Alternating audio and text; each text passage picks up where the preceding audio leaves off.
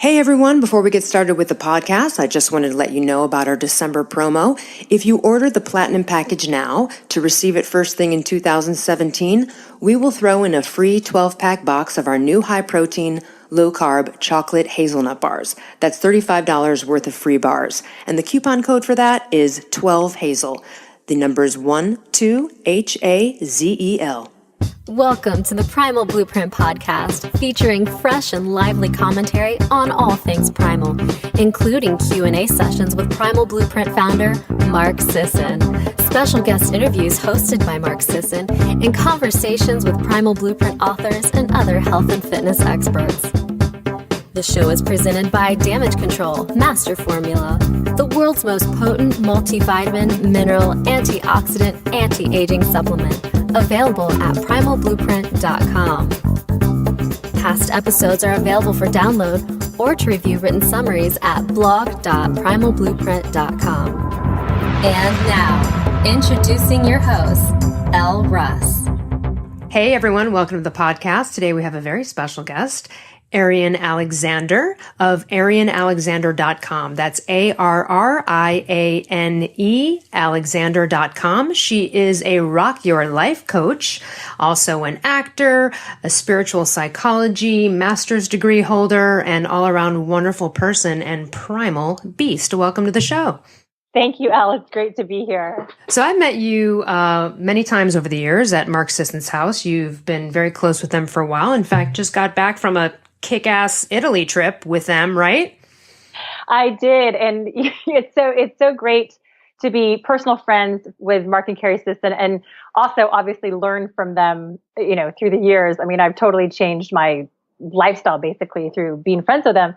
But Italy was kind of a perfect example of manifestations and dreams and really living life fully, which is so much of what we're going to talk about today. Yeah, exactly. Boy, that was just wonderful. Okay, so let's start off with, we're going to go through lots of topics here today, but what motivated you to get your master's in spiritual psychology and, go down the path of becoming a life coach? So my background is I was in the fashion business for many years. I worked for 12 years in my 20s. I basically grew up with this huge fashion company I had this amazing job. I had this glamorous career. I traveled all over the world. I worked for this awesome company. I could have been there forever because it's such a solid career. But inside, I worked for them for 12 years. And for 7 of those years, I was miserable.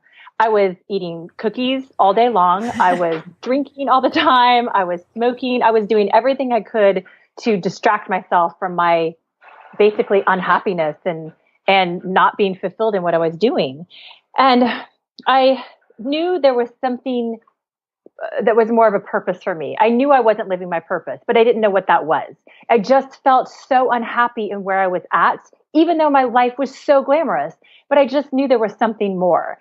And so when I saw this program in spiritual psychology, which I'd never heard of at the time, I thought, oh, well, that sounds interesting. If I was going to get a master's degree, I definitely would get it in psychology. And this one's spiritual psychology, so it's even better.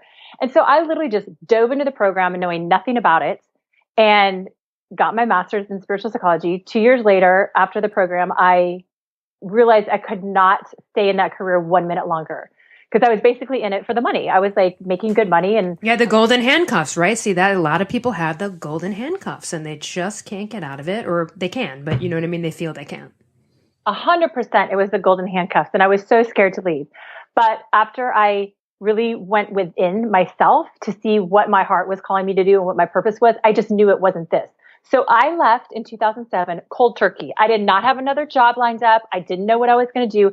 I just knew that life was telling me to leave, to jump ship, and something else would come in. So I did the scariest thing I've ever done in my life, and I walked away from a 6-figure career. And I just said, I don't know what's next, but spirit, life, show me what's next. And what happened in the next, with 2000, it's been 9 years, 10 years, I don't even know. It's 2007. So however long that is now, almost 10 years later, it's been the most amazing journey of my life because I ended up in the entertainment business, working as an actor and hosting a couple television shows that I still host today. And then that launched me into coaching because I really saw a need for people just all over the place, just I saw people needing my help, but they didn't even know they needed it. I just saw people kind of falling apart before my eyes. And so I started coaching in a business sense. And it's fast forward to today. I have this amazing coaching practice. I work with entrepreneurs all over the world. And I call myself a rock your life coach. So my clients come to me for business aspects to build their business, and it's about transforming their lives so they can become the person who has the business that they desire. Like they have to expand into this other person. So it's kind of been this interesting, not even known journey. Like 10 years ago, if you would have told me, oh, well, you're going to be, have this amazing life coaching practice and work with people all over the world. Oh, and you're going to be on TV shows and you're going to host shows. I would have said, hi, you're crazy. That like none of this makes any sense. Because yeah, I'm with you. I think every one of us can kind of have something in our lives like that too. If you had asked me, I'd be talking to you on this podcast right now. I would have been like, you're crazy. What are you talking about? Right. And I just found the more that I followed that inner purpose, not even knowing what it was, but I just knew there was something. And as I continued to ask for that purpose to be revealed and started leaning in the direction of that purpose and leaning in the direction of new things that I didn't, scary things, working as a coach when I first started was so scary because I was like, I don't know if I can help people and I don't know if they're going to pay me. And, it was scary, and being on my own and not having a steady paycheck was so scary for years. And, now it's just turned into what it is today through a lot of really challenging times. And it's still, I won't say it's not challenging now, but now I know how to work with the challenges. And I'm in such I'm so happy. Like I'm so fulfilled and so happy in my life. That's so wonderful. And obviously coaching other people to see the possibilities in themselves, create in a life and a career they've dreamed of, or even better, like you say on your website. And you've got some great videos on YouTube and also on your site that we'll share later. And we're going to give away a little freebie for everybody on that later today on the show. Let's go back to when you made the move to jump ship and finally get off the golden handcuffs. So obviously you had been through the program already at USM, the spiritual psychology degree. What did you learn and build within yourself to have the faith that it was going to work out if you just stepped out of it and went into the unknown? Because that is scary when you embrace the unknown. However, it also usually yields the most awesome results. Mm-hmm. Yeah, it's such a good question because so many of the clients I work with, this is where they are. Because I think innately as humans, most of us don't want to change. So I always use this example. So we're so uncomfortable in our uncomfortableness because it's known. So for instance, if you see a video of like a baby who's been abused and the police will be taking it away from its mother, away from its abuser, and it'll be crying like mad and reaching for its mother. Even though it's been abused by this person, that's all it knows. So it's a perfect example of we're uncomfortable, we're comfortable in our uncomfortableness. So even if it's where I was in my life of being in a place where I was like, ugh, so unfulfilled and so not happy, but I was comfortable in that place because it was known. I knew how to be depressed. I knew how to eat cookies all day. I knew how to smoke. I knew how to drink. I knew how to be unhappy. What I didn't know was how to really say yes to myself and live in my fullness. So that's where so many of my clients are at, of really wanting to make a change, but not knowing how because of that fear of the unknown. So part of the work that I do with clients is really taking baby steps in order to get uncomfortable and be okay with it, of taking the smallest steps possible to like build that muscle of taking courageous action steps so they can see that it's okay to be uncomfortable. You can move out of your comfort zone and you're not going to die. You're just going to grow from it. But it's the fear that we're going to move out the comfort zone and something like terrible is going to happen. So does that make sense? It's like, it's really... Absolutely. And, I would say on that note, not to get off on a million tangents, but the comfortable in your uncomfortability and the baby, crying for its abusive parent is also very similar to situations where people repeat the same patterns in relationships, right? So let's say, you had a father that was always never there, never showed up or something like that.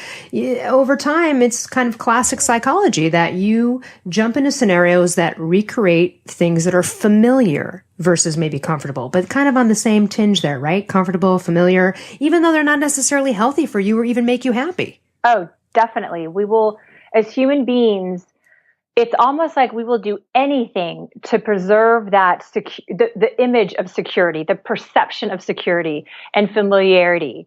And so just even knowing that, this is how I work with clients, is even just acknowledging that that's the pattern helps break the pattern. Because when you get right, so if you're in a pattern where you are in a career that you don't like and you really are called to do something else, but you're staying in this career for, call it the money. Even if you can acknowledge that that's what you're doing, that that's the old pattern, is staying secure and being afraid to go into the unknown, even acknowledging that helps start shift it. Because once we can observe it, then we can start to shift it. And so it's the same thing with a relationship. Like you say, if you're in the same pattern with the same, basically the same guy, but different shapes and sizes and colors, right? It's the same guy. Yeah. He just has different hair color each time and a different name. But if you can acknowledge that that's what's happening, then you have a better chance of moving out of it. Instead of just being in it and going, I don't know why I just keep getting in these situations time after time again. It's like, no, I'm in these similar situations. Oh, I see that there's something here that's familiar and is a pattern. And then I'm choosing, right? I'm choosing. Yeah. And that's empowering to know that we're actually choosing into these patterns, even if they don't feel good. It's empowering to go, oh, wow, like I keep choosing into this. So how can I choose a different way? How can I choose out of it into something else?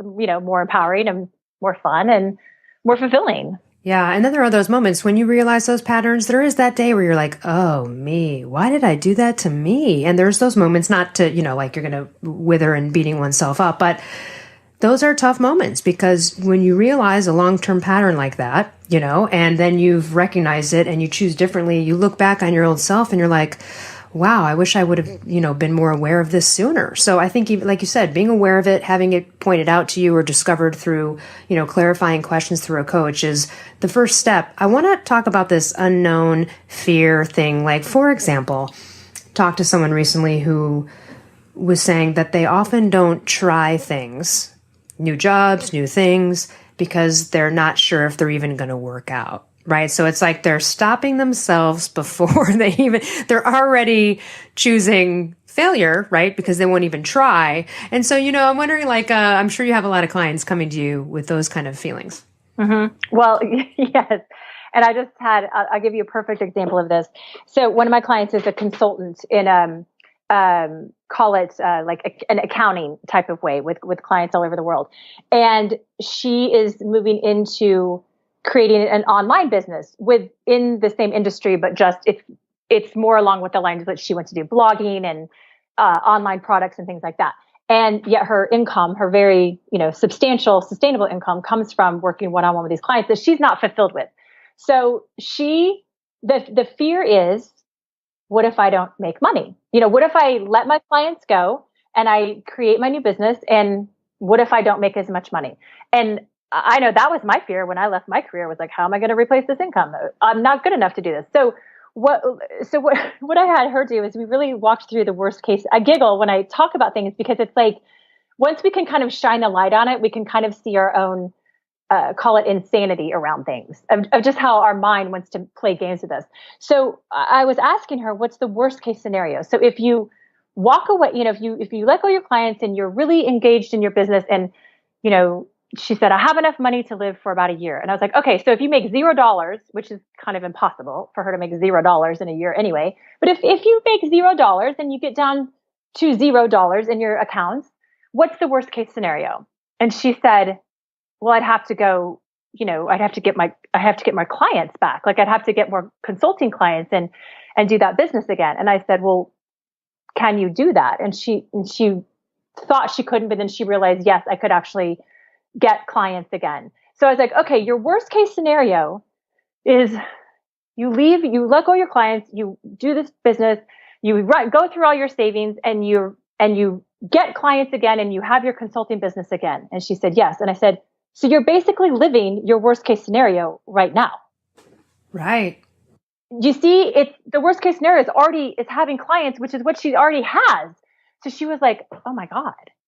Right, like, hey, you can always fall back on your worst case scenario, but go ahead and jump off the diving board here and try this out first. Yeah. Like, what does it hurt? Like, the worst case scenario is, okay, it doesn't work out. And even if you couldn't get the original clients back, you have an accounting degree. I'm sure you could go to any, and it wouldn't be fun, right? It would be the worst case scenario, but at least you gave the full effort. And like you said, most likely there's going to be success when you take that leap. And if you're already living your worst case scenario, then what do you have to lose? There's literally nothing to lose.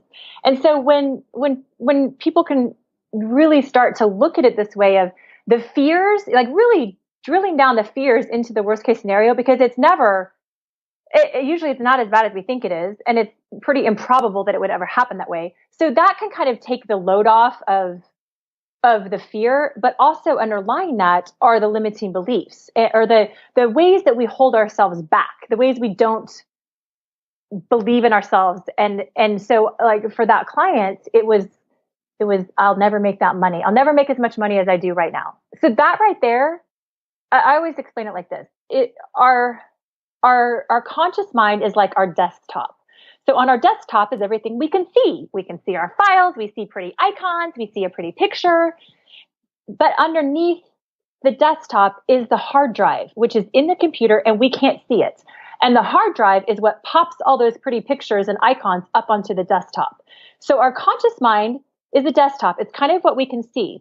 But our unconscious mind is the hard drive, which really runs the show. So if the hard drive is running a story, a limiting belief, a pattern that says, I'll never make as much money as I do right now, then that is what we're going to put on our desktop and experience in our life. Does that make sense? Absolutely. And, it's just, these limiting beliefs, what you just said there is also like a self-fulfilled affirmation too. So now they're just imprinting that even further, right? And it will show up, but it's an imprint and you've got to look at, we've talked about it on the podcast a couple of times before, but the stories we're telling. What stories are you telling? I've, so many it's hard. I had one friend who hates their job and kept saying, yeah, but it's hard to find a good job that you love. Like, I've never liked a job. I mean, it's hard to find a good job. And I go, you keep saying that and it's going to continue to be hard. You could change your thought and go, how about it's going to be easy for you? It's easy for other people. Are you cursed or are they just thinking a little bit differently? You know what I mean? And until you change that thinking, you'll never even find out because then you said you're already in your worst case scenario. Yeah. Yeah, we're basically living our self-fulfilling prophecies that are called thoughts and beliefs. So one of the ways to shift out of that is to change your story, like you say, is to change what we say, and it starts with changing our the story, like your friend, like, oh, because I'm laughing, I'm talking to you, and you have jobs that you love. I feel like, everything. I'm like the happiest. I'm a major manifester. That's why I also coach too. I love this stuff. I'm all, every book you read at USM, like, when I went to Mark and Carrie's house and saw Carrie's bookshelf, I was like, I've read every one of these books. How did I score a boss who believes what I believe? This is even better. Like, who has that? I love the Sissons like nobody's business, and I couldn't be more grateful for every opportunity. So, but I also had to go on a limb and fight a lot of limiting beliefs from other people. And I'm sure you, being an actor, understand this because when you live in Los Angeles and you tell people you're an actor, you get a lot of crappy feedback from people. When you're elsewhere in the world, they're like, oh my God, that's so exciting. You're an actor. That's so interesting. When you're here and you say you're an actor or writer, literally, I've gotten this before. I said to someone that I was a writer and they go, so are you a real writer, like that makes money at it? Or do you like write at Starbucks, but like wait tables? And my response was, I said, would you say that to a real estate agent? Would you say, do you just have your license or do you actually make money selling houses? And they go, well, that's different. I go, no, it's not. Yeah. So, you're constantly fighting especially when you choose something out of the normal path, right? A creative path or something unique or starting your own business. There's always people around you that are going to even press limiting beliefs on you and press fear of success on, you know what I mean? It's very prevalent. You've got to, have a strong core to get beyond that and succeed. Oh, 100%, because there's so much what I call collective consciousness of a bunch of bullcrap that flies around. And, I see this a lot too even with the primal lifestyle, because I think it takes courage to live a primal lifestyle, because it kind of goes against the grain sometimes of literally. That's so funny. Yes, literally. I think there's a great cookbook called Against All Grains, by the way. That's so funny. Because, popular culture has so many ideas about food and health and fitness, and primal lifestyle definitely is its own unique way of living. And it's not necessarily supported in the way that, call it, America lives. And so I think it's because the collective beliefs around food, you got to go on a diet. I mean, we have billions of dollars of people on diets. So that's a perfect example of the collective consciousness of America says you have to go on a diet and count your calories to lose your weight. Where Mark Sisson is like, you don't actually have to track every single calorie that goes in your mouth. You have to listen to your body and eat for fuel and eat in a way that your body feels really good and is sustainable. And then your body can freely relax into its natural state, which he's one of the very few people that says this, so Yep. It's a perfect example of how collective consciousness, it's like we just hear something so many times. Oh, diet, you got to go on a diet. You got to cut your calories. Oh, you can't eat. Oh, you can't eat this. You can't eat that, whatever it is. And as those of us that are conscious, and everyone who listens to your podcast is obviously very conscious in their health and nutrition and lifestyle, that we have to cut through the collective consciousness and not believe it just because it's been said 1,000 times in our life. That's right. And that goes for things like fat is bad for you and is going to cause heart attacks. And that's no different than, hey, 50% of all new businesses fail. Be careful. Don't start one. Yes, exactly. You can't do it. You can't make it. That's where each of us has to dig in deep and really, I feel, choose what I want to believe and what you want to believe and what you want the framework, your foundation of life to look like. Because people will always say, oh, it's just safer to get a job and work for someone, and then you get insurance, and then you get a steady paycheck. And that's awesome for those who desire it. And that's awesome for those who flourish in that. And there's another way. But if I believe that I'll never make it as an entrepreneur or doing what I love, and let me be clear, I'm not one of those who's like, do what you love and the money will follow, because that's a bunch of bull crap too. Because it doesn't, you have to, like, there's a lot of things in play in order to create a sustainable business doing what you love. And there's action steps involved. But the internal belief that, yes, life supports me and life will continue, I continue to flourish in what my purpose is on the planet, and life will support me in creating a business in that way, and I can continue to take action steps towards that. That's where the belief comes in. And that's where the faith and trust comes in of life, spirit, God, whatever you want to call it, that we are supported and we are here to flourish. Yeah, and I've on the note of like the external downers coming in and offering their opinions on, career choices. I had someone also say to me something like, "Ooh, writing, but that's really competitive, isn't it?" And I said, "Well, how about I'll be one of the people that succeeds at it?" How about that's my choice? How about I'll be the 50% on the other side of the businesses that succeed? Or, again, it's just, and every time I decide to choose, I actually had the thought in getting my place. I wanted a great guest cottage, and in Malibu, the classic story is like anytime you see them, you call and they're already wiped up right away. Like people snag them right away, and you just kind of like can't get one. And for years, when I'd be looking at them, and I kind of couldn't find one, and then when it came finally one day, I was like, you know what? I really, really want to live in like a great cottage, separate little guest housey deal in Malibu. And then I had that initial thought of, yeah, but every time I look, and then I stopped and I go, hold on a minute. How about I'm going to be the one that gets it this time? How about I'm not, you know what I mean? How about, and you know what? And in 3 days, what do you think happened? Come on. I got the best situation ever for the cheapest price ever, below what I thought was even possible, and literally better than I could have ever designed it myself. And all I did was change the thought before I went on to the Craigslist to do the search or whatever, it was at the time. And so, but again, it was literally in that second, and that's just practice, right? Because I'm obviously practiced like you in this, so you can hear and see when that limiting thought comes up and go, whoa, whoa, whoa. Did I just talk myself out of even winning on this? You know what I mean? Yeah. And I really think it takes practice and it takes intention, because these ingrained ways of looking at life, they don't just change overnight. They can, but it takes practice and intention to start looking at life differently. And really, I think it's coming from the place, it's like backing up. I imagine it this way. We have our thoughts in our head and we're all like busy thinking thoughts, but I'm not actually creating the thoughts. They're just there, because I wake up and I don't go, okay, what am I going to think today? I wake up and I'm thinking. So the thoughts are just always there.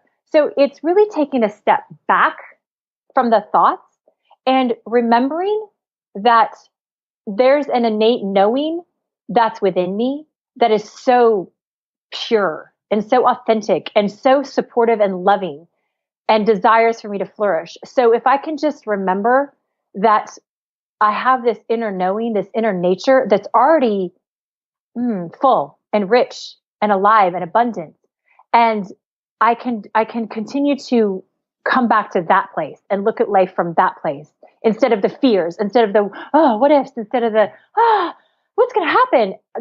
Stopping, taking a deep breath, going, oh, wait, there's actually an inner nature within me that already knows how to handle this situation, that already has the guest house, that already knows that I can create a business that is sustainable, that I flourish in. And once I start to listen to that voice, and that's what I encourage my clients to do, is start to slow down the thoughts and slow down the patterns and just start listening more and looking for more examples of how abundant and delicious life actually is. Because we have 1,000 million times more examples of how abundant and delicious life actually is than the places where it's not. But sometimes we just choose to focus on where it's not working. So it's really, how do we have a different point of view of what's actually working so great in our life without us even having to do anything? Right. What are some other common themes of, limiting stories that you've heard from clients? I'm sure there's some classic thoroughfares, but give us some, because I'm sure there's people out there that are thinking some of them right now. Yeah, the biggest ones, it's very interesting, Elle, because it all generally boils down to a few, like when I can really drill it down with a client to what's underneath all the kind of stress or upset in her life. It really comes down to, I'm not good enough. I am not worthy, and I won't be loved. So what I find, for example, one of my clients is, she's a celebrity TV host. And so when we first started working together, when I first met her many years ago, I just stood there and stared at her and I said, I don't understand why you're not a huge star. Because I have this hit on people sometimes where I'm like, wait, I don't get it. Like, how do I not know who you are? Because you're fabulous. And it doesn't happen, and it doesn't happen very often, but I really trust it when I feel that with someone. And she starts telling me all the reasons why she's not, working more or whatever. And I just thought, okay. And we kept in contact. And a few years later, she hired me as her coach. And in our first session, she said she's a great TV host, but she just wasn't working, at the level that she wanted to be. But she had really good jobs, and she has a good resume, and she has a lot of relationships. So we drilled it down in our very first session where she said, I just don't feel like I'm in the club. I feel like everybody else is, on ETV and, ABC and NBC doing all these huge things. And I don't feel like I'm in the club. I feel like they're out there and I'm here behind this fence and I don't know how to get in the club. So that right there. I'm like, you got to get yourself in the club. Well, yeah. Up in the club, girl. Because it was, so I reflected to her so gently and lovingly that this is not actually true. We go through a process of questioning that thought and that belief and really seeing, she was able to see that it wasn't actually true, that the work she produces is so powerful and so great. And she'd already produced and directed her own TV show, and she has all these amazing relationships. So by the end of the session, she went, oh my God, I am in the club. I didn't even know it. I'm already in the club. Right. She's already in it. Yeah. it. And she just thought she wasn't. She literally had a completely different point of view. And it was amazing because in that first year we worked together, I mean, after that one session of really shifting a powerful limiting belief that she'd held for so many years, in the next year working together, she tripled her income. She got sponsorships with huge brands, like worldwide brands, where she was, their spokesperson. She within 2 years, she won an Emmy for her television show that she hosts, and produces. It's incredible. So it just shows the power of, wow, when we can shift those core beliefs into something more empowering, then we start living life from that place, and therefore life looks different. Yeah, that's a good one. It's interesting because, like you said, when you really hone in on it, you realize, wait, I'm already in this club. I'm just choosing to perceive myself as outside of it. Yeah. I want to ask you, and I'll get into some more limiting beliefs, but something came up. I had a nuanced thought to limiting beliefs with regards to money. So, sometimes people get into this way of thinking and this path, and it does involve actual work, as you know, and sometimes it involves writing lists or creating goals or affirmations for oneself, and it takes, some work, and even if you're not writing it down, at least you're thinking or visualizing and spending time there. And so you can go and do that. Let's say you have a limiting belief about money, and you're visualizing and you're trying to get on board with that, but then throughout the day, you walk by, let's say, a harbor with a bunch of really fancy yachts, and you go, oh, must be nice. You know what I mean? Like, you got to still, like, you can be headed towards this work, but then what else are you thinking the rest of the day that you're not doing that work? You do have to monitor that. And like you said, slow it down, recognize what you're thinking, because even a comment like that, like, must be nice, you know what that says? It says, must be nice for them, not for me. I'm not so lucky. And it also is kind of looking at money like, oh, must be nice to have all that money, as if there's something negative and horrible about it too. It's a vibe there that is can be contradicting what you're trying to achieve too. So I want to kind of talk a little bit more about money and what kind of limiting beliefs about money you've seen come up with people, or phrases, little shots like that. You know what I'm talking about, right? The whole, oh, must be nice. And that's like, when I walk by and I see all those yachts, I go, oh man, I would love to have one of those. I'm so stoked for them. Like, there's nothing negative to me about that. I love it when I see that. Yeah, it's a really good question. And I just wrote a blog about this yesterday, literally. Yeah, because I'll give you my own example of this, where I was in Italy, and everywhere I turned, there was grandness. I mean, everything in Italy, nothing's like small in Italy. It's like, if they're going to have a, Colosseum, it's a Colosseum. It's like this grand experience. And if it's a statue, it's not like a 3-inch statue. It's like a triple life-size statue. Everything is just so gorgeous and grand and stunning and majestic there. And I just kept drinking it in as a reflection of myself. Of oh, wait, like, this is really reflecting to me my own majesty, my own stunningness, my own grandness.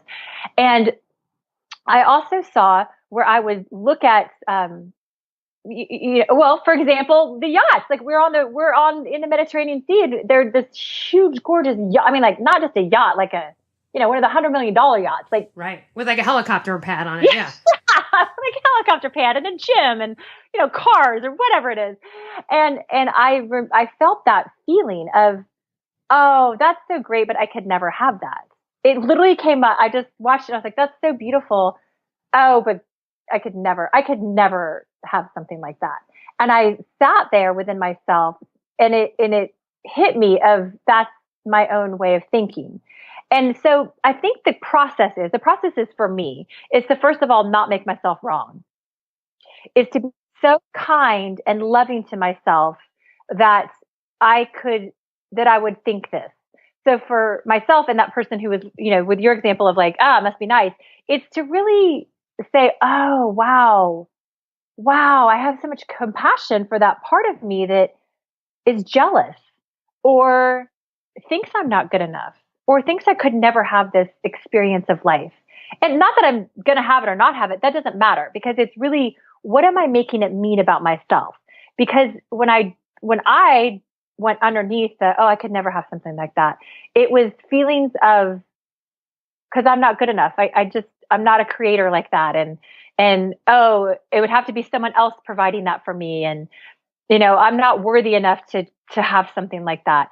So that's where the opportunity is to do the healing work, is when we can continue to, with so much kindness and compassion, slow it down and not make ourselves wrong and go, wow, I have so much compassion for a part of me that thinks I could never do that, because it's simply not true. Because it's really, if life is full of possibilities and loving, then anything is possible. Again, it doesn't matter about the manifestation. It's just me coming back to that place that knows that I flourish, I'm supported, I'm completely loved, and I'm held at all times by life. So so in this blog post, what I wrote, I literally wrote, if you spot it, you got it. Because we don't see anything outside of our own projections. So if that person is in the harbor and sees the thing and is like, it must be nice, and the jealousy comes up, well, it's good to then observe and slow down and realize, if I see that and I desire it and I think it's great, it's because I have that inside me. So whatever it is that I'm projecting onto the yacht, and in my own experience, I can project onto the yacht of like success and smart and driven and fun lifestyle. So if I project all those out onto whoever owns that yacht and is experiencing that, if you spot it, you got it. I have to own those for myself.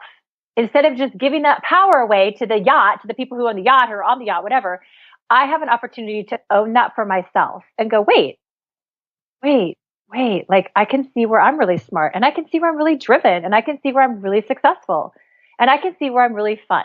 And so when I can own those qualities that in the past I've been projecting onto someone else, then I can start to heal that place too. And I'm sure after that moment on the, when you were witnessing that and realized and had compassion for yourself, I bet by the end of it, you were like, oh, I totally could have that if I wanted to.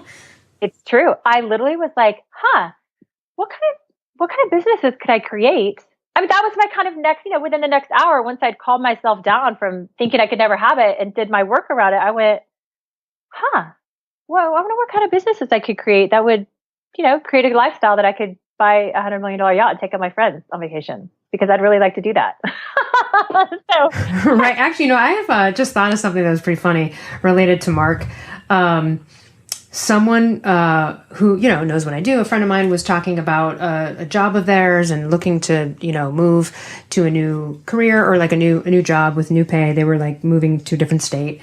And I said, well, and I used to be a recruiter for a living. And so, I was kind of helping look at his resume and, see if we could shape it up. And so I said, well, what do you want to make? Like, what's your angle? Like, what do you want to do? And he said, well, I mean, I'd like to make $200,000 a year. He goes, but I mean, I don't need like Mark Sisson money or anything.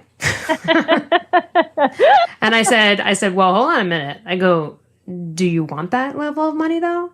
Because see, in that comment right there is saying, I'd like to make this much, but I don't think I could make that level. So, and it becomes that I don't need it to kind of toss away, right? And sort of get over that, when really that is just a level of, again, the worthiness. Yeah, it's definitely the worthiness of like, oh, I could never be worthy to, have a career like Mark Sisson, to have a business like Mark Sisson. And I always say this, the worthiness is always very interesting to me because, again, I hear this so much. It usually drills down to, I'm not good enough, I'm not worthy, I won't be loved. So the worthiness is, and also I don't deserve it. Like, oh, I don't deserve that kind of business. I don't deserve that kind of lifestyle. So, or the clients will go, I do deserve it. And I'm like, I always say, let's take the word deserve out of the vocabulary, because it doesn't make any sense. Worthiness and deserving. Either we're all worthy or none of us are worthy, because you can look at our society and you can look at a celebrity, call it, that has been born into a family of celebrities or a reality show stars are a better example. A reality show star that is all of a sudden catapulted into the spotlight and given hundreds of thousands of dollars in endorsement deals. Now, are they more worthy or less worthy than anyone else to receive that kind of, paycheck basically and level of business for being a reality star? It doesn't, you kind of have to bust it out, because it's like, No, they're not. Are they more worthy than the surgeon who studies for 20 years to be a surgeon? Who's more worthy? It's either we're all worthy or none of us are worthy, because society shows us that success and fulfillment and all that is not based upon, quote, worthiness and deservedness. No, and on that note, like, there are a lot of people. I had one friend say to me, well, I don't understand, like, some of the wealthiest people I know these people, like, this guy is really, really, really rich, but he's such a jerk. And I go, hey, that doesn't mean that guy has great relationships or he's happy when he wakes up. But what it does mean is that he's probably thinking the right thoughts about money. Right. And that's all that means. It doesn't mean, right, like you said, everyone that's wealthy is not the most wonderful person in the world that, like, we would think of as being worthy, like, so deserve it. It has nothing to do with that, right? It's whether you're going to make yourself worthy and tap into it. Yeah. And just really, yes, believing and trusting that I'm worthy, period. Whether I create one more thing on the planet, I'm worthy because I'm here on this planet breathing air. So either we're all worthy or none of us are worthy. Every single person on the planet is breathing air. So I'm pretty say we're all, we're here to take up space to breathe air. So we're all worthy. And it's so when we can really get that and dissolve this place of like, oh, I'm not worthy or I'm not deserving, and really live in the place of I'm worthy to live. I'm worthy to live a life that is supported, that is loving, period. Then life looks different. And then we can create differently. On that note of, more worthy, I'm sure you've read the Seth material or the Seth books? Yeah, I'm not super familiar. No, we didn't do those at USM. No, but I'm like, oh, okay. Well, one of the things I love about, one of the messages was they give the example of an artist, like a painter, because they are often kind of the most judged, in terms of like career. And they're talking about how, sometimes when you're in situations, you feel like you have to justify it. It doesn't matter what it is. It could be you saying, hey, do you want to go to a movie tonight? And instead of just saying no, I say, no, sorry, I can't. I've got to do this. This need that comes up in us to justify things. And I've found over time to just sort of stop doing that unless it's necessary for an explanation, because it's a little bit backpedaling, and it's it's a strange thing there, like having to justify one's place. So as an actor or writer, a lot of times you get the things like, well, what have you been in? Or and you feel like you've got to justify or have something to say for yourself. And it doesn't matter what the situation is, but just justifying. And so oftentimes I coach friends or clients or other people who are constantly in that pattern. It's like, it's a level of confidence. Just say, no, thanks. Or no, I'm busy, and not trying to over-explain or over-apologize. And we feel often that we have to justify our existence in this world. And the thing on Seth was saying, you don't have to a beetle doesn't have to justify its existence, right? A dog doesn't, no one has to justify their place. You're here, you're worthy. Yeah, it's such a good example of, yes, I don't have to justify my worthiness because it is. And I think what you're saying, what I'm hearing in that is, where I see some of my clients get tripped up is worrying so much about what other people are going to think. Absolutely. Let's get into that, because because I have more and more over time, and I'm sure you get to the point where you're like, I just honestly don't care what anyone thinks of me. I care what I think of me. Let's get this example. I was talking to someone who was calling me about like thyroid stuff, and they go, oh, I feel so embarrassed because I went Primal. I lost all this weight. I was doing great. I was proselytizing it to everyone. And then I got thyroid problem and I got fat. And now I feel embarrassed. Like I'm a joke. She was feeling that awful judgment from people. And, really the conversation was focused on just that, on getting out of, what people, Dr. Dyer might have said it best, right? What other people think of you is none of your business. So let's get into that topic, because so many people out there are always worried about what other people think. And I'm going to give a small example. It happened to me recently. We met someone, cool new friend potentially. They were like, hey, you want to go hang out? I was like, yeah. We went to go hike, and I was like, oh, I'm just not nice person, but not connecting. And so it was like, lovely, see you later. And then they called, texted me not too long after that. And I was like, ugh, And there's that moment, right? I think where everyone goes, well, I feel bad. Like, I don't want to hurt their feelings. So they feel like then they should agree. And then you're now further down the rabbit hole of creating a relationship with this person you don't want to. And the strongest point is just to not do that. But often in this feeling bad or justifying or feeling like, we were worried someone might think of us as being a jerk. It's like, well, yeah, but then what's the fake friendship path? That's not any better either. Yeah, I really get that. And that's, I was just thinking, yeah. And then 20 years later, you're still in a relationship with this person because you just don't have the guts to. Right. You're like, oh God, I gotta go. Here we go again. Yeah. And I really hear that. And, when, the first thing is, what is it, in like your example, what are you afraid of that person thinking about you? If you say thanks, but no thanks. Right. Well, what if it'd be like, well, I feel like they'll think I'm mean or they won't. I don't know what it was. In fact, in that moment, it was for me just a minute. And then I was like, I'm not going to feel bad. I'm not going to go forward with this because that's the right thing to do. And they'll get the hint. And, I don't have to explain it to them. You just don't. It's a new person. It's not like I had to call them and say, hey, listen, I didn't vibe with you. You know what I mean? Sometimes it might call for something like that, but this was not one of those situations. And then I was okay with it. But another friend of mine who was sort of along this with me felt really bad and was like, I don't know, I feel, but should I respond? Should I? And I was like, well, what do you want to do? What do you want to do? Doing things out of obligation or guilt, right? Oof. And that's all wrapped into this discussion. So I'd love to hear more about that from you. Well, yeah, definitely. Because I definitely hear this from so many of my clients, because even in starting a business, whether it's in personal relationships or even starting a business, when they're in a family that doesn't support it, I mean, so many of my clients say, like one of my clients, she said her husband, like she's a health and fitness expert, and she said her husband would be like, oh, whatever, like your little business, like really cut her down in her business. And I was like, oh, that's, like you want to be with someone who's supportive. But what happens in those situations, whether it's, someone calls to invite, to go on another hike and you don't want to go, but you don't know how to say no.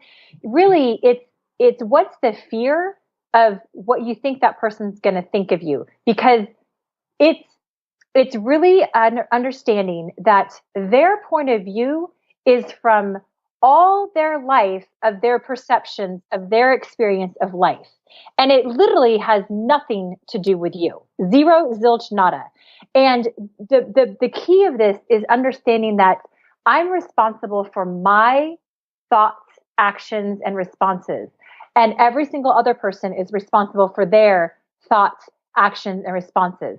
And it takes a lot of practice, Al, oh my gosh, to really, stay in ourselves and allow others to say no, and just a clean, clear, no thank you with no explanation, and let the other person have their experience around it.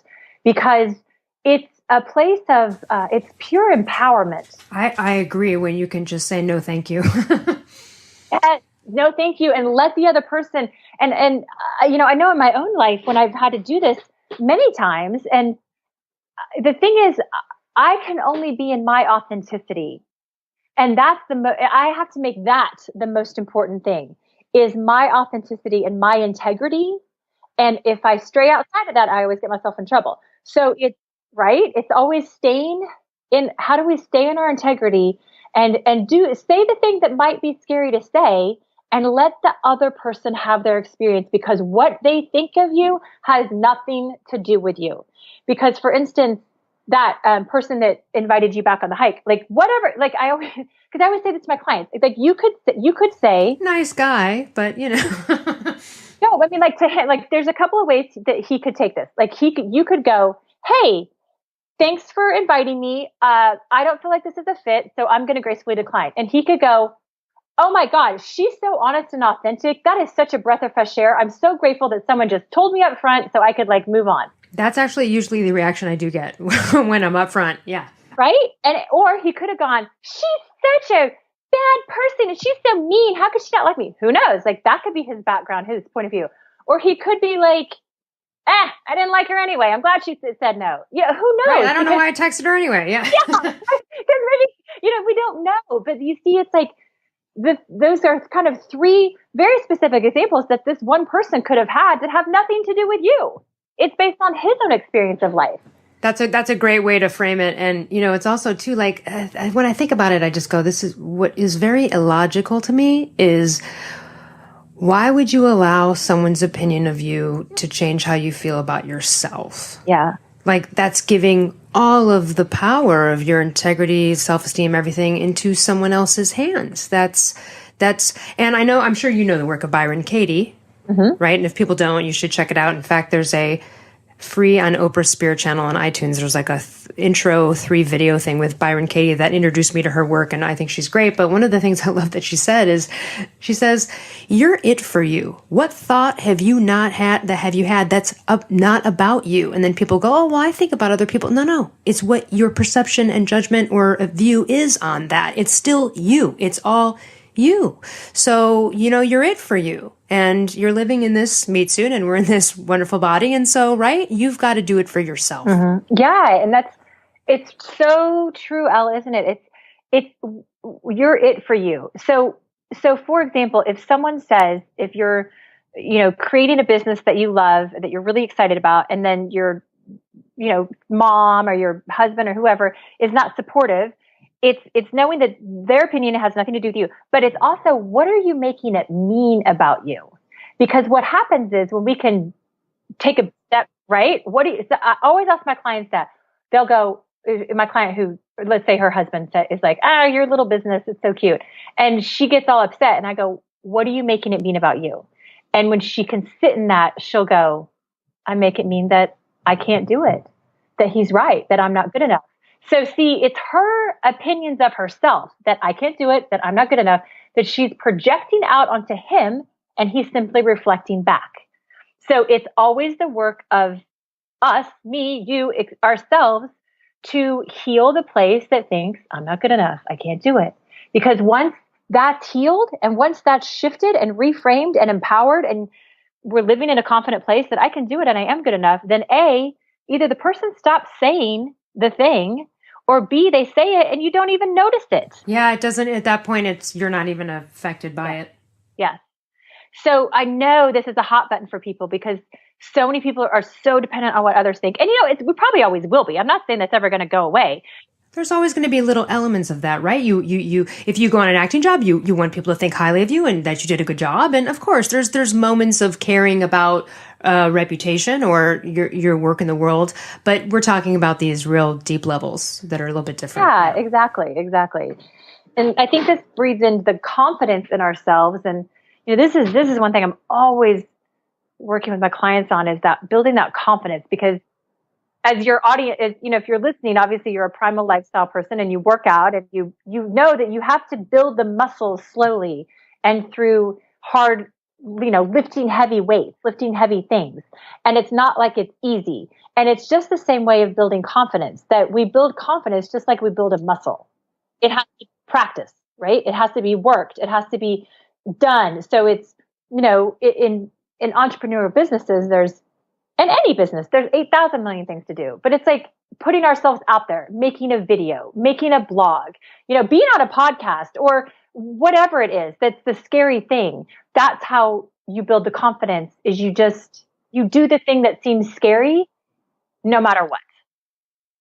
You make it scary. If you have to build relationships with people, who's the person that you're scared to call? My clients, oh my God, it's so funny because the minute I go, who do you need to call this week? They go, I need to call, Mr. Jones, but I'm so scared to do it. And I start laughing. I go, well, you have to call him, right? And they're like, oh, I hate it when you do that. Like, yeah, like now that you fear it, you're going to have to climb over that, right? Yeah. You shouldn't tell me when you're scared to do something, because then you're going to do it. Yeah, I agree with that. I also, on that level too, with the, the naysayers out there, or the people doing the like, oh, what a cute little business you have and that kind of thing. I decided to create and choose a belief for myself, which was that anybody who was a negative naysayer, right? The people that are like, oh, so are you a real writer? Or like those people, right? I decided that anytime I would encounter those people, that energy propels my success. So that anytime that would happen, then after that, I would be like, oh, thank you so much. Like I would, even if it wasn't to them, like later I'd be like, thank you so much. You just, by negative downing my life, just propelled me to success. You just fueled me even more. Not to prove them wrong. I don't know. It could be a stranger. I'm just saying I just chose that belief that anyone who is a negative naysayer against any dreams or wishes that I have, then every time it happens, instead of going, and making it a bummer thing that happened, I go, ho, ho, ho, thank you. You just rocketed me into success even further. That's so great that you really chose to use that as an empowering tool instead of I did not good enough. That's really right. Or like, what a jerk. They don't know this, or what did or defending oneself. Like, I'm a real writer, or whatever it is. Yeah. Yeah. I was thinking about that with you, when they go, you're a writer, and, you can pull out your book and go, yeah, but that's defending, and there's no need to defend because it doesn't matter. It's such a stupid question anyway that people ask. Yeah. And honestly, I'm one where it's like, I would never do that because that's such a like a ego move of like proving oneself to be right. And, frankly, I don't care if they, know or don't know. But yeah, it's very funny. I could do that. But yeah, again, it's just, I think, propelling that negative, energy in there. Oh, that's awesome. That's great. It's good. I'm glad that works for you that way. Yeah. You can choose things like that to go, well, they may have bothered me, but how can I turn that around to make it a positive for me? Mm-hmm, mm-hmm. It's great. It's great. I think Mark is such a great.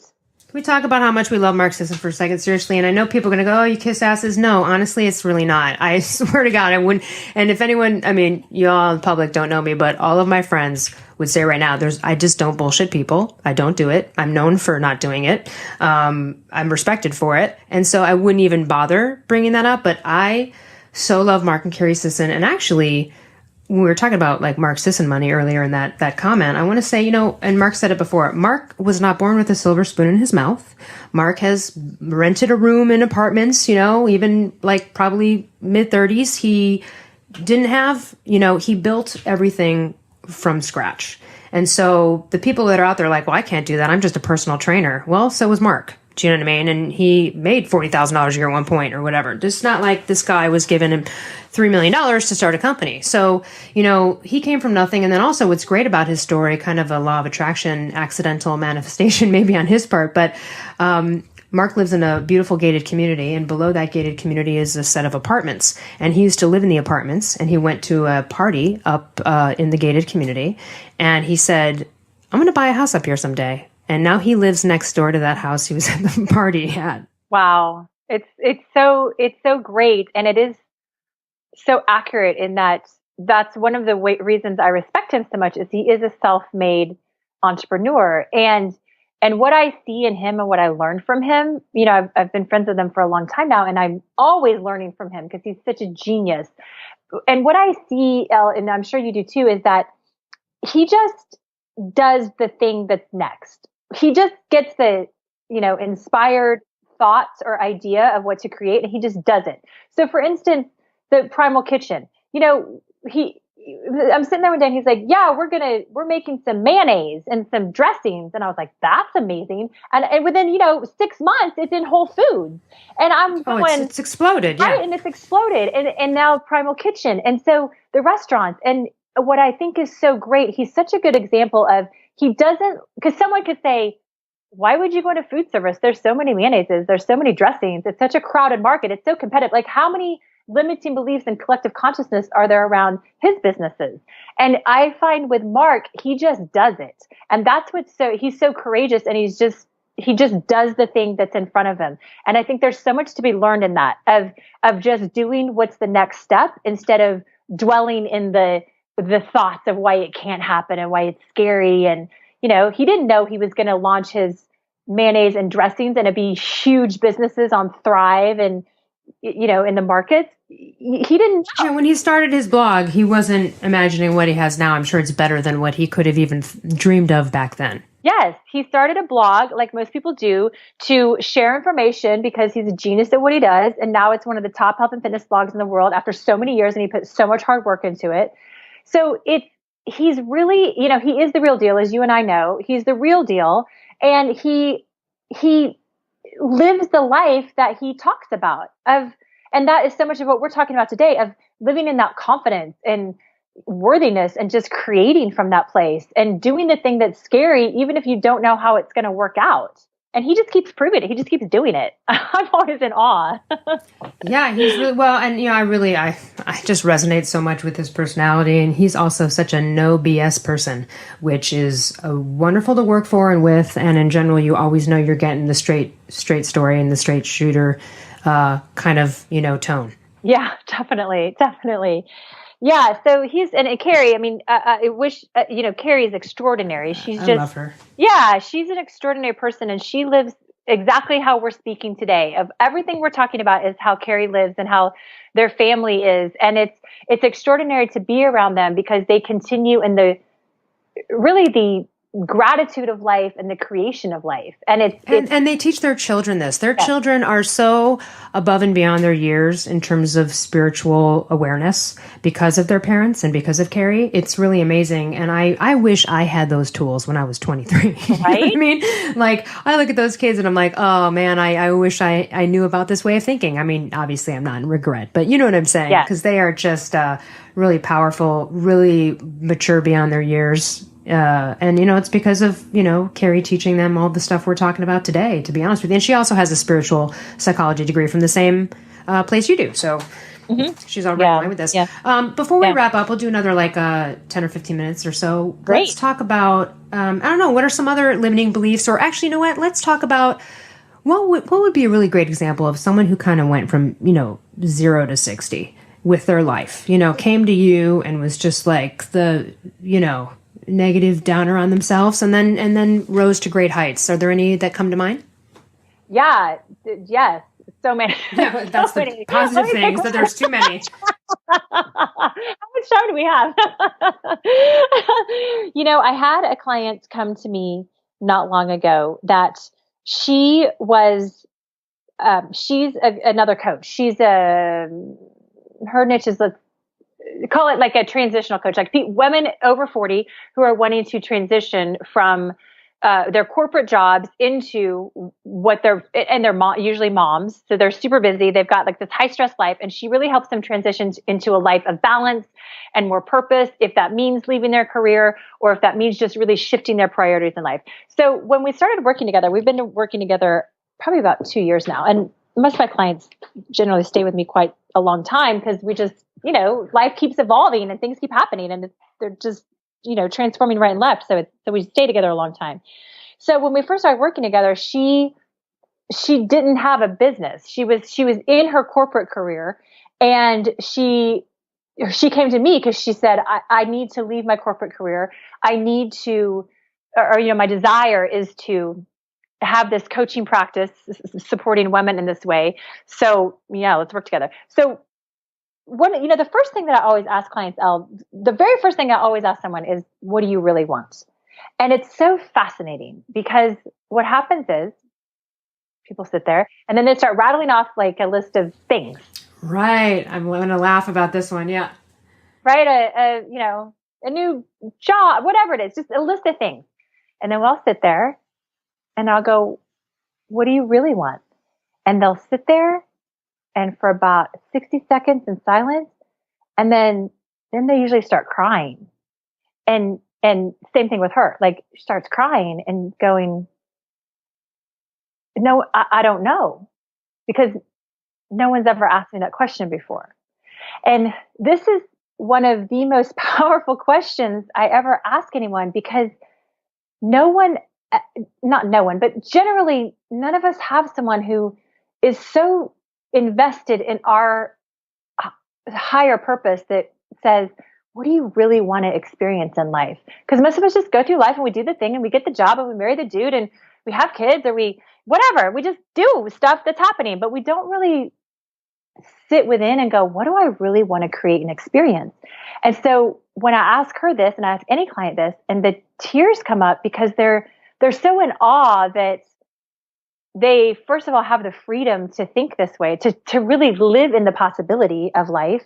And also that they generally don't know because they haven't thought about it. They're like, I don't really know. And so I just sit there with her or anyone and go, and let it evolve.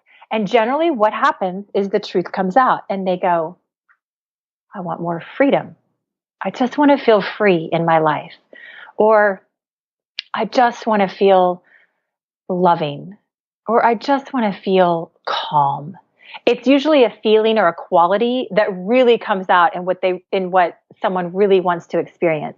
And so with her, it was a similar situation. It was really, I want to feel freedom in my life. I don't feel freedom in my life right now, and I really want to feel freedom.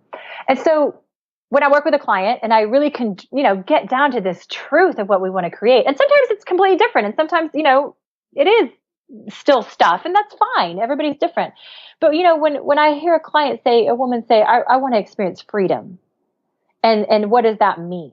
Then that opens up a whole new set of possibilities, because freedom is an inner experience. It's not a thing. It's not buying a house and you're going to feel free, or getting a new job and you're going to feel free. It's an inner experience.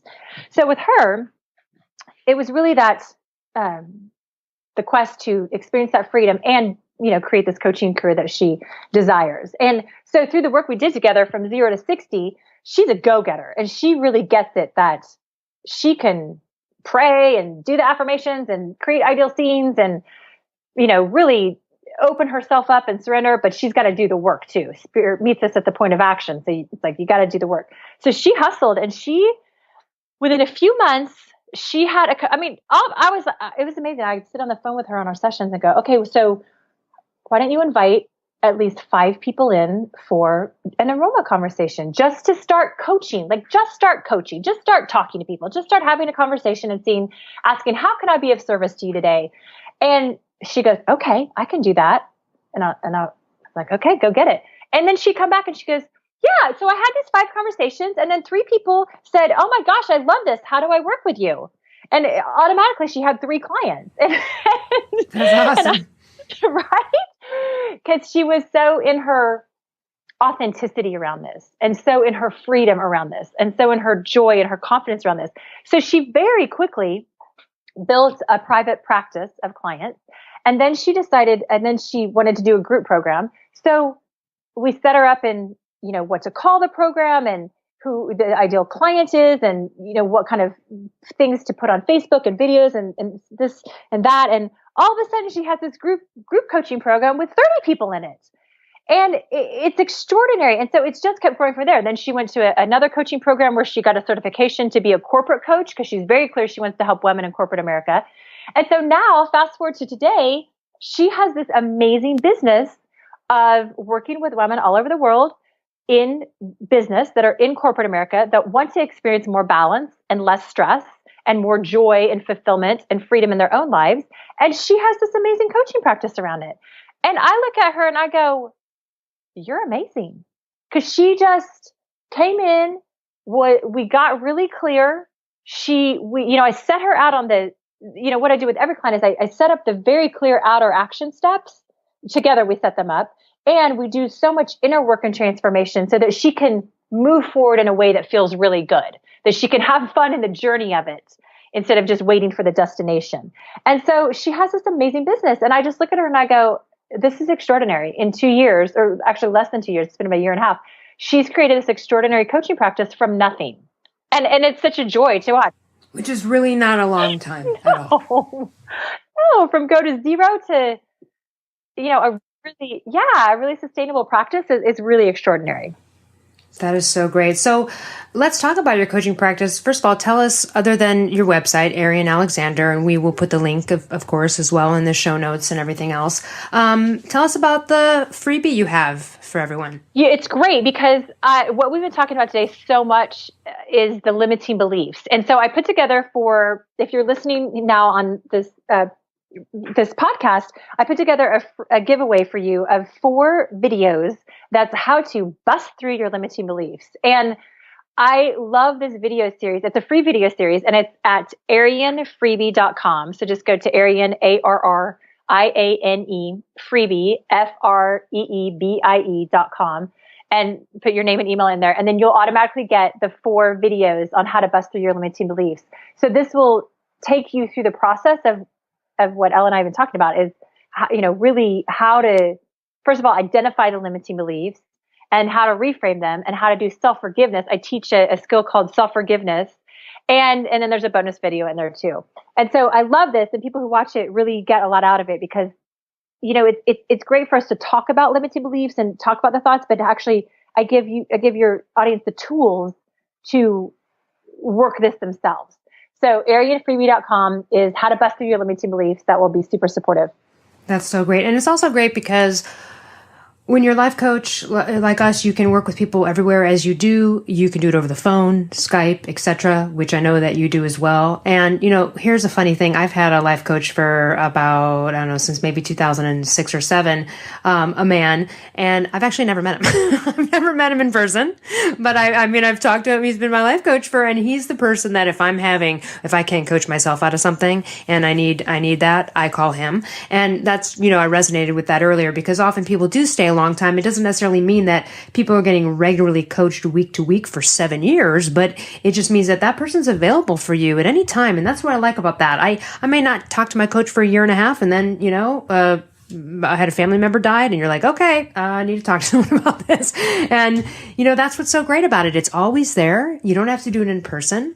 There's really no risk to this. And what I like is that with the type of coaching I do, we're talking about with this kind of mind frame is you can get so much accomplished in such a short period of time. Oftentimes I just need a small session with my coach and it's like, you got a good coach and they're just going to boom and you walk away and you really feel like you got your money's worth. You really got something out of it. And that's what I like about life coaching versus, and not that to disparage because psychology and psychiatry has its merits too, but they're usually, and I guess we could just talk about the difference between life coaching and that, which is, I don't know what your opinion is, but I look at it like psychology is going to really go back and delve into a lot of the past and where you came up until that point. And it's not to say that those things aren't touched on in life coaching, but they're not dwelled on in for a long time. It's really about what are we doing now? Mm-hmm. You know what I mean? And so I find it more action and present oriented. Do you have an opinion on that? Yeah, it's exactly how I describe it is therapy. And I'm a huge fan of therapy. Therapy is healing the wounds of the past and coaching is creating your future from the present. That's a great way to put it. Right? And so they're both very necessary. And with coaching, I always tell my clients that because we're creating your future from right now. So if you want to be a different person in a year, if you want to transform whatever it is within you in a year, we're starting from now. Let's move forward from this place. And we don't necessarily, I'm not going to take you back into healing. We do some healing. Of course we have to, that's part of it, but it's really focused on creation from this moment. And it's, I always say too with coaching, nobody needs coaching. It's, do you desire to have a quicker, more, courageous experience in your life? Because if you have a goal or want to create something, you might get there. It just might take you longer, So it's like, that's the thing about working with a coach. It's, we're on the fast track. I'm invested in your consciousness, in your transformation, and in your up leveling. You're invested in it. So things are going to happen. Period. That's the thing is you're an unbiased cheerleader and a positive supporter of, you are right when someone calls you, you're already like, I want you to succeed. And that sometimes people don't have that in their life. And that's another reason, right? Have a team player, someone who can speak this language with you. There might be people around you that aren't open to these concepts.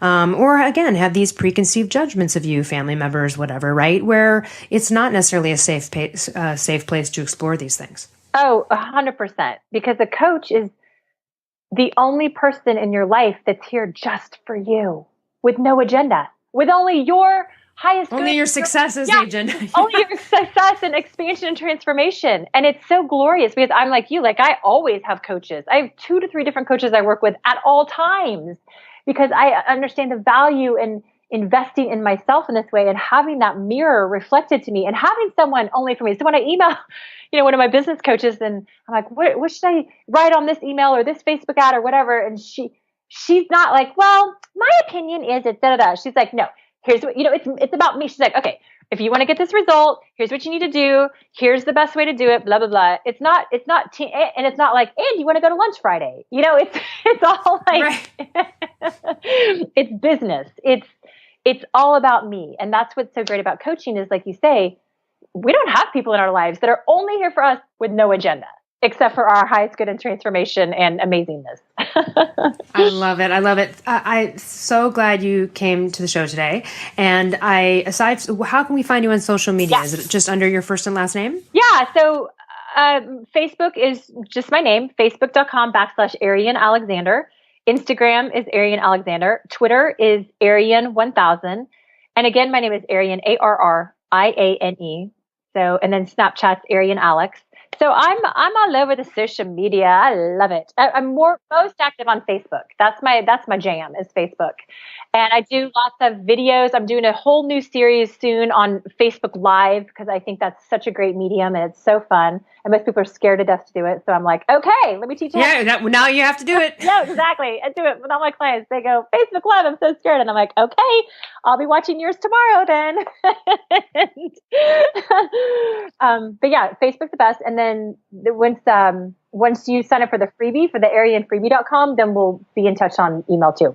Thank you so much. And also, if anyone's interested in learning more about me or the newest bestseller book, The Paleo Thyroid Solution, you can go to lruss.com. Other than that, thank you so much. Would love to have you back some point. And just thanks so much for joining us. Oh, it's been so great. Thank you, Elle. I so appreciate this. Have a great day. Thanks. Bye. Hi, folks. Mark Sisson here. And I'd like to tell you about my biggest undertaking yet, the Primal Health Coach Program. My mission is to create a global network of primal health coaches to help transform the health and consciousness of our communities into ones of optimal wellness and happiness. Becoming a primal health coach empowers you to take your primal passions to the next level and embark on a career you love, inspiring others to live lives of vitality and lasting wellness.